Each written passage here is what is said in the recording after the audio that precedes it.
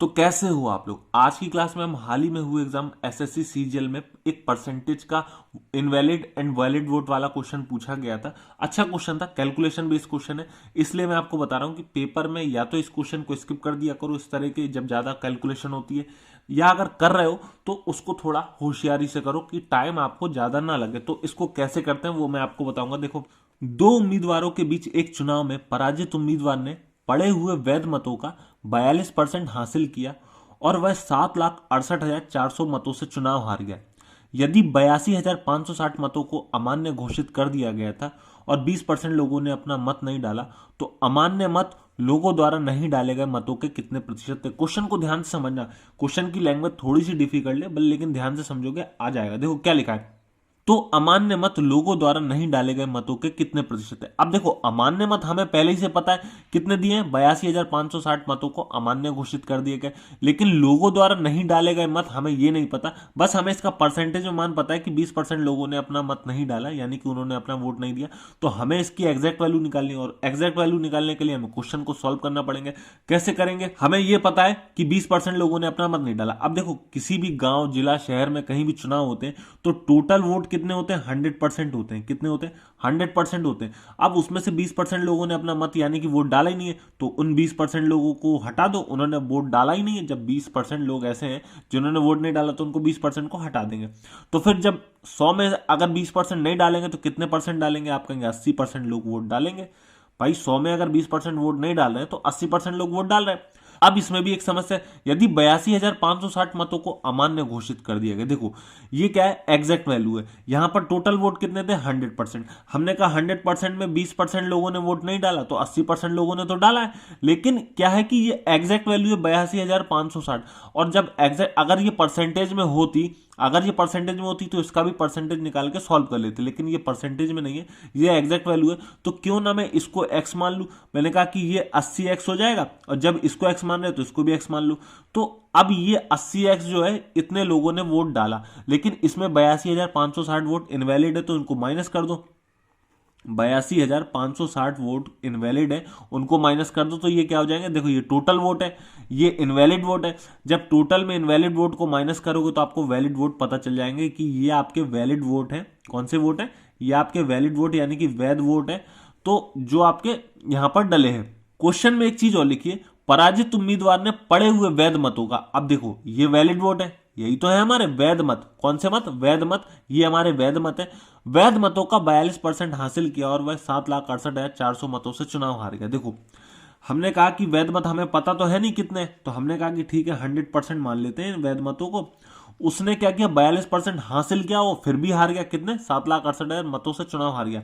यानी कि दूसरे वाले जो कैंडिडेट होगा, दूसरा कैंडिडेट, उसने इससे ज्यादा हासिल किए होंगे ना। कितना, तो 100 में 42 को माइनस करो तो कितना हो गया, 58।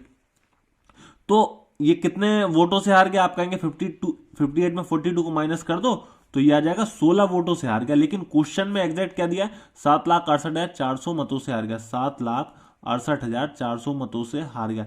तो टोटल वोट कितने डले थे, आप कहेंगे 100% डले थे। 16% का मान इतना दिया है, 100% का मान निकाल लो। तो निकालो, कट पिट कर लो। 16 से काटोगे देखो, 16 4 जा 64, बचा कितना 12, तो ये हो जाएगा 8, 128। 16 से काटोगे 8 बार, 16 8 जा 128। अब ये कितना, 4, 16 के टेबल में 4 तो आता नहीं, तो हमें आगे वाला डिजिट लेना पड़ेगा। इससे पहले क्या है, जीरो लगा दो, तो अब हो जाएगा ये 40। 16 2 जा 32, 32 हो गया, तो बचा कितना 8, तो 16 पंचे 80। तो दो जीरो की दो जीरो, 100% की वैल्यू निकालनी थी, दो जीरो और बढ़ा दो, तो ये 100% का मान आ गया कितना, 4,80,000, 1 10 100,000 10,000 लाख 10 लाख, यानी कि 48,25,000। ठीक है, तो ये आ गया आपका मान कितना, 100% का, 100% का मान आ गया। अब देखो ध्यान से देखना कि ये क्या है, जो वोट वैलिड वोट है, ये वैलिड वोटों की संख्या आई है, लेकिन यहां पर वैलिड वोट कितने, 80x माइनस 82,560, तो हमें वैलिड वोट को वैलिड वोटों के बराबर रखना पड़ेगा, तो हम रख लेते हैं 80 2500, ये आ गया, ये वैलिड वोट है।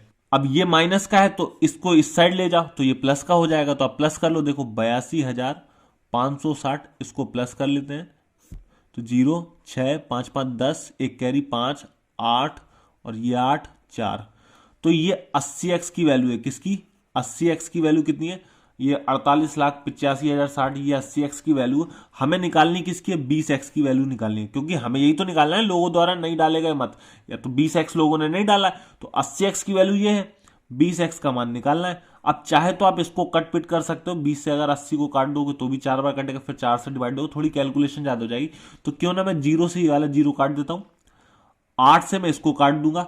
जब मैं 8 से इसको काटूंगा तो ये कितना आ जाएगा, ध्यान से देखना, 8 6 जा 48, 8 1 जा 8, 5, अब 5 तो 8 के टेबल में आता नहीं है, तो ये आगे वाला 0 लेना पड़ेगा, तो इससे पहले जब आगे वाला डिजिट ले रहे हो तो एक 0 लगा दो, तो अब ये कितना हो जाएगा 50, तो 8 6 जा 48, बचा कितना 2, बचा 2, तो ये हो जाएगा 26, और 8 3 जा 24। अब पॉइंट में आ रहा है तो अब रहने दो, इतना ही रहने दो, 61,063 रहेगा, और ये 20x का मल्टीप्लाई करना है, तो देखो x से x तो यहाँ कट ही गया, 20 को मल्टीप्लाई इसमें कर लेंगे, तो ये हमारा पता चल गया कि 20x का मान पता चल गया, ठीक है, कि इतने लोगों ने वोट नहीं दिया, कितने क्योंकि 20x क्या है, जिन लोगों ने वोट नहीं दिया, तो ये इतने लोगों ने वोट नहीं दिया। अब हमें पता है क्या करना है, कि हमें निकालना है अमान्य मत को लोगों द्वारा नहीं डाले गए मतों के प्रतिशत से निकालना है। तो बताओ कितने लोगों ने वोट नहीं दिया, आप कहेंगे 61,063 इंटू 20, ये इतने लोगों ने वोट नहीं दिया। अभी कैलकुलेट मत करना, नहीं तो पता चले मल्टीप्लाई करने के चक्कर में टाइम वेस्ट कर दो। अब और अमान्य मत कितना है, 82,560, 82,560 ये अमान्य मत है, परसेंटेज में निकालना है तो 100 से मल्टीप्लाई कर दो। अब देखो 20 से ये 5 बार तो कट गया, कहोगे हाँ। अब देखो कैलकुलेशन अगर आपको आसान करना है, यहां पे देखो कितने डिजिट, 5 डिजिट, यहां भी 5 डिजिट है, तो सिंपल सी बात है कि ये कहीं ना कहीं 1 टाइम्स 2 टाइम्स 3 टाइम्स उससे ज्यादा तो नहीं कटेगा। हमने देखा कि ये 6 है, ये 8 है, अगर ये 12 भी होता, देखो ये 61,000 है, अगर ये 12 के पास भी पहुंच जाता, भाई 6 डिजिट हो जाते, अगर इसमें ये 12 के पास पहुंच जाता तो दुगना होता दुगना, लेकिन ये तो 12 से कम है, 8 है। अगर ये 9 होता तो 1.5 गुना अंदाजन पहुंच जाते, कि चलो मान लो ये 1.5 गुना है, लेकिन ये तो फिर भी 9 से भी कम है, कितना है 8 है, तो कम से कम ये 1.3 के पास तो जाएगा ही जाएगा, कितना जाएगा 1.3 के पास जाएगा। अब अगर मैं 1.3 का मल्टीप्लाई 5 में करूं तो 13 पंचे 65, पॉइंट लगाए तो 6.5 अप्रोक्सीमेट होगा। अब मान के चलो कि हमने कहा कुछ और ले लेते हैं, 33 34 लिया, तो 5 4 जा 20, 2 कैरी, 5 3 जा 15, 15 2 17, 1 कैरी, 5 1 जा 5 6.70 के पास चला गया। तो हमें अप्रोक्सीमेट से काम करना है कि भैया कितना आ रहा। अब 6.5 के पास आंसर आया, तो हमने कहा 6.5 के पास कौन सा है, 6.8, यही आंसर है, टिक कर दो, कितना है 6.8%, यही आंसर लगा दो। तो कैलकुलेशन इस तरह से भी आसान की जा सकती है कि आप अप्रोक्सीमेट के लेके चलो तो आसानी से हो जाएगा, अन्यथा अगर आप डिवाइड देने बैठोगे तो बहुत ज्यादा समय लगने वाला है और वो आसान नहीं है। पेपर में कैलकुलेटर तो चलता नहीं है कि बटन दबाओ आंसर निकालो, ऐसा तो होता नहीं है। तो आपको सोच समझ के क्वेश्चन को सॉल्व करना है, और फिर भी नहीं आ रहा हो जैसे पेपर में, तो आप स्किप कर सकते हो इस तरह के क्वेश्चन को, क्योंकि कैलकुलेशन इतनी ज्यादा है, कौन करेगा उसको। तो वीडियो कैसी लगी कमेंट में जरूर बताना, अच्छी लगी हो तो भी बताना, बुरी लगी हो तो भी बताना, और वीडियो पसंद आई हो तो वीडियो को लाइक कर देना, और जिन्होंने अभी तक हमारे चैनल को सब्सक्राइब नहीं किया है कर दो, घंटे के बटन को जरूर दबा देना। Thank you.